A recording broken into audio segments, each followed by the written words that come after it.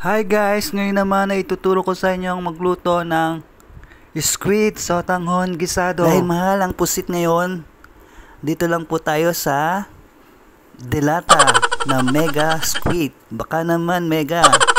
Ayan po ang ating mga ingredients. At ayun nga guys, gupit-gupitin po natin yung ating sotanghon. At ibabad lang po natin sa tubig ng mga 5 minutes para paglagay po natin sa kawali ay medyo malambot na po siya pag niluto. Ayan guys, gupit-gupitin lang po natin. At bago natin siya igisa. Ayan. At ayun na nga, sinimulan ko na pong igisa yung ating bawang at sibuyas guys. Ayan. At naglagay na rin po tayo dyan ng kalahating shrimp broth cubes guys. Ayan, sama natin sa paggisa para sa ating pampalasa. At inilagay ko na rin po yung ating mega squid spicy flavor. Ayan guys, in soy sauce. Ayan, durug-durugin lang po natin guys yung ating pusit para po dumami. Alam nyo na, para budgeted lang po at para magkasya. Ayan guys, ginugupit ko lang po yung ating pusit para ito'y dumami. Ayan, halu-haluin lang po natin guys. At naglagay na rin po ako ng isang dahon ng laurel. Ayan. At naglagay na rin po ako ng paminta. Ayan, halu-haluin lang po natin guys.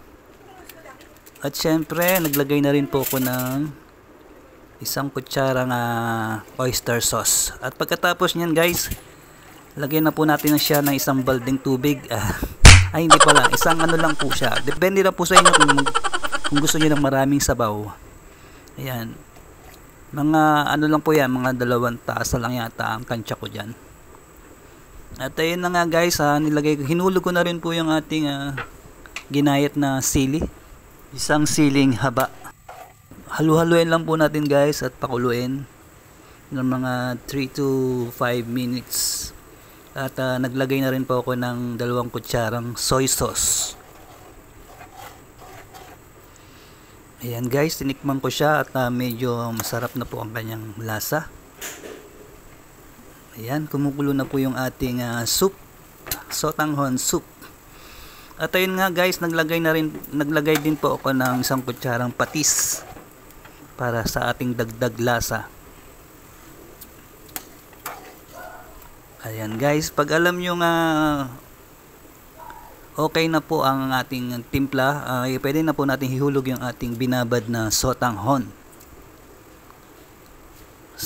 Ang ating sotanghon noodles. Ayan guys, 2 piraso po yon na magka twin pack ang nilagay ko dyan. At ayun nga ang panghuli guys, nilagay ko na po yung ating spring onion o yung murang dahon ng sibuyas. At ayun nga guys, luto na po yung ating sotanghon soup. At ayun lang guys, thank you for watching guys. Just keep on watching. Don't forget to like and subscribe. Bye!